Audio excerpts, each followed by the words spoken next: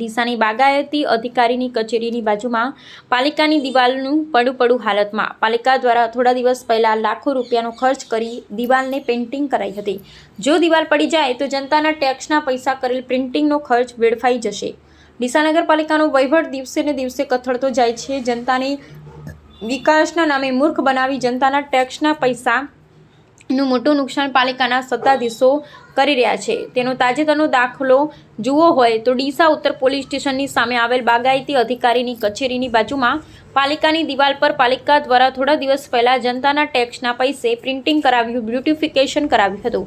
દિવાલ જર્જરિત હોવા છતાં દિવાલને નવી બનાવવાની જગ્યાએ લોકોના જીવ જોખમમાં મૂકી લાખો રૂપિયાનો ખર્ચ કરવામાં આવ્યો હતો। ત્યારે હાલમાં આ દિવાલ પડું હાલતમાં નજરે પડી રહી છે અને જો દિવાલ પડી જાય તો જનતાના ટેક્સના પૈસે પ્રિન્ટિંગ કરેલ પણ ધોવાઈ જશે અને દિવાલ પડી જશે તે મોટી જાનહાનિ પણ થઈ શકે છે। થોડા દિવસ પહેલા ગાયત્રી મંદિરની બાજુમાં દિવાલ પડવાથી એક મહિલાનું મોત નીપજ્યું હતું, જે બાદ કેસ પણ રફે દફે થઈ ગયો। જ્યારે પાલિકા દ્વારા વિકાસના કામો કરવા માટે બુદ્ધિનું પ્રદર્શન કરતા હોય તેવું દેખાઈ રહ્યું છે અને જનતાના પરસીવાના ટેક્સના પૈસાનો વેડફાટ પાલિકાના સત્તાધીશો કરી રહ્યા હોય તેવું દેખાઈ રહ્યું છે।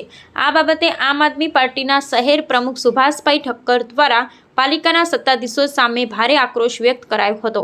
નમસ્કાર મિત્રો, તાજેતરમાં મળતી માહિતી મુજબ દીપક હોટલથી સાંઈ મંદિર સરદારબાગ સુધીનો જે રોડ આવેલો છે ત્યાં ખેતીવાડી તાલીમ કેન્દ્ર જે છે એની બહારની જે દિવાલ છે એના ઉપર નગરપાલિકાએ થોડા સમય પહેલા જ મસ્ત મોટો ખર્ચો કરીને પેઇન્ટિંગ વર્ક કરાવેલ છે અને બ્યુટિફિકેશન કરેલ છે।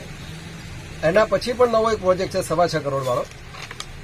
હવે મહત્વની વાત એ છે કે થોડા સમય પહેલા જ ત્યાં પેઇન્ટિંગ વર્ક થયું અને બ્યુટિફિકેશન થયું।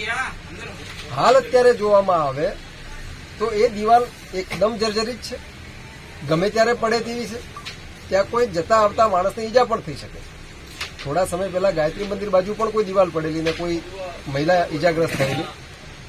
તો એ રીતે જોવા જઈએ તો જ્યારે પેઇન્ટિંગ વર્ક કરતા હતા ત્યારે શું એમને એ ખબર નહોતી કે આ દિવાલ ઉપર જો પેઇન્ટિંગ વર્ક કરીએ છીએ દિવાલ જ પડી જાય એવી છે? તો ખરેખર વાસ્તવિક પરિસ્થિતિ મુજબ જો જોવા જઈએ તો ખરેખર દિવાલ બનાવવાની જરૂર હતી અને ત્યારબાદ પેઇન્ટિંગની વાત આવે, બ્યુટિફિકેશનની વાત આવે તો નગરપાલિકાના લેવલથી ખૂબ જ મોટું મિસમેનેજમેન્ટ ચાલી રહ્યું છે। ક્યાંક ને ક્યાંક લોકોના ટેક્સના નાણાં જે છે એ કઈ રીતે આમ અને તેમ વાપરી અને શું ધંધા કરવા છે એ હવે લોકો સમક્ષ છે। મિત્રો, આ લોકોનો પ્રશ્ન છે, જનતાનો પ્રશ્ન છે અને જનતાએ હવે એનો જવાબ આપવો જ રહ્યો।